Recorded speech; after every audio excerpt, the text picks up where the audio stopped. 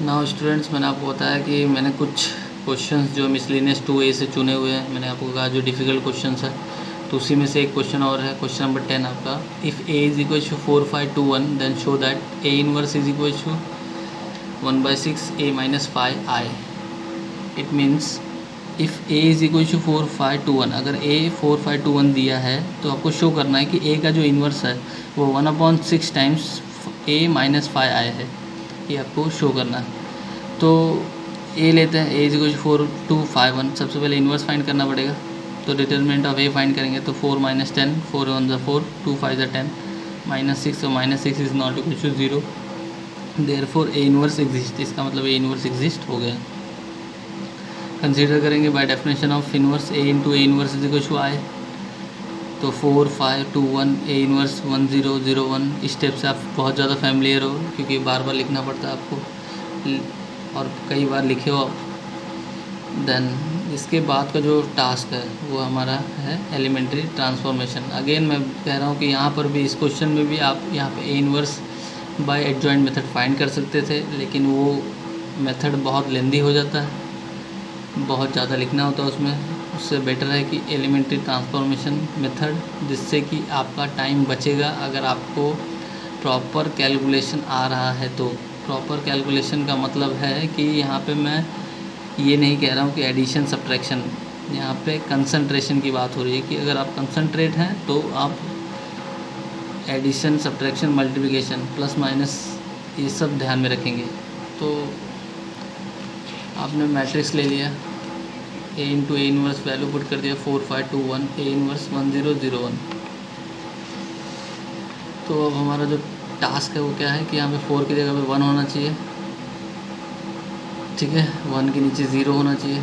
तो हमने R1 को चेंज किया, R1 इंटू 1/4 कर दिया, तो R1 में 4 से डिवाइड कर दिया। तो R1 में 4 से डिवाइड करने के बाद स्टूडेंट्स ये 1 हो जाएगा, ये 5/4 हो जाएगा, A इनवर्स ये 1/4 हो जाएगा, ये 0, और सेकेंड रो हमारा सेम रहेगा 2 1 0 1। देन इसके बाद स्टूडेंट्स R2 1 के नीचे यहाँ पे 0 होना चाहिए, तो R2 को चेंज करेंगे, R2 changes to R2 minus 2 R1, R2 minus 2 R1। तो क्या हो जाएगा 1 एज इट इज़। अभी ये इसमें से माइनस होकर 0 हो जाएगा ये, तो फर्स्ट रो सेम रहेगा 1 5/4 1/4 0, तो यहाँ पे क्या आ जाएगा 0। अब R2 मेरा कितना है, यहाँ पे R2 मेरा है 1, और यहाँ पे कितना है 5/2 इंटू 5/4, यानी 1 माइनस 5/2। यहाँ पे R2 कितना है 1 है, 2 से 5/4 में मल्टीप्लाई करेंगे तो 5/2 मिलेगा, तो 1 माइनस 5/2 क्या देगा हमको -3/2। इसके बाद यहाँ पे R2 कितना है 0, और यहाँ पे 1/4 है, तो -2 का मल्टीप्लाई करेंगे 1/4 में तो -1/2 आएगा, -1/2। देन यहाँ पे कितना है 1 एज इट इज़, तो R2 आपका 1 है और R1 आपका 0, तो एज इट इज़ 1 मिलेगा यहाँ पे 1, तो दिस इज़ 1। इसके बाद स्टूडेंट्स हमारा जो टास्क है वो क्या है, यहाँ पे क्या होना चाहिए 1 होना चाहिए -3/2 की जगह पे, यानी हमको इसका उल्टा, ये जो -3/2 लिखा है इसका उल्टे से इसका मल्टीप्लाई करना पड़ेगा। -3/2 का उल्टा क्या होगा -2/3, तो R2 changes to R2 into -2/3, -2/3, तो 1 5/4 1/4 0, ये एज इट इज़ रहेगा, तो यहाँ पे क्या हो जाएगा 0, ये हो जाएगा 1।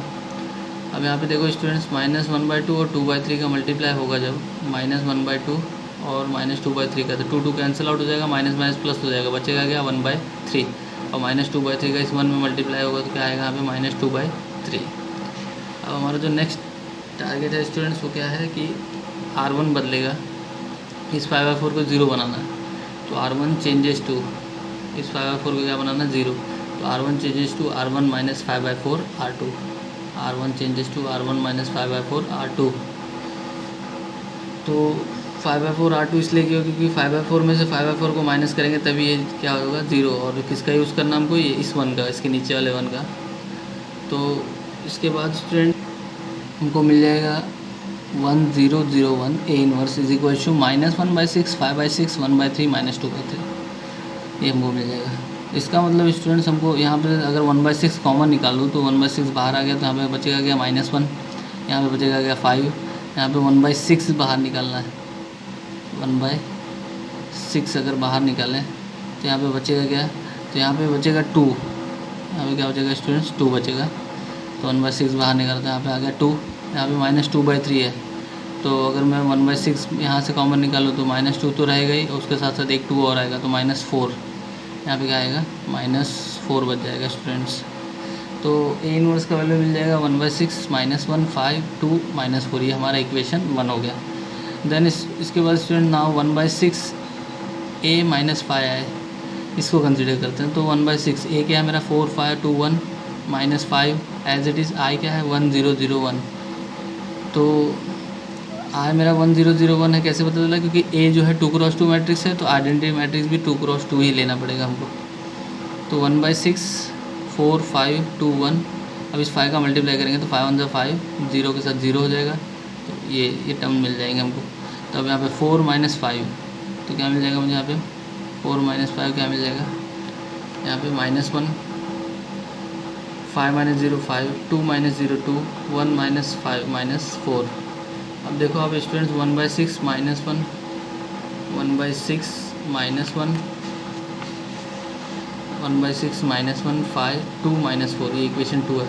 फ्रॉम 1 एंड 2 आप देखो ये आपका जो आपका एक्सप्रेशन है उसका ये RHS है और आपका ए इनवर्स आपका LHS है। तो ये इसका वैल्यू और इसका वैल्यू दोनों का सेम है, इसका मतलब ये दोनों क्या है, इसका वैल्यू और इसका वैल्यू दोनों क्या है, सेम है, इसका मतलब दोनों क्या है, इक्वल है, दोनों क्या है, इक्वल है।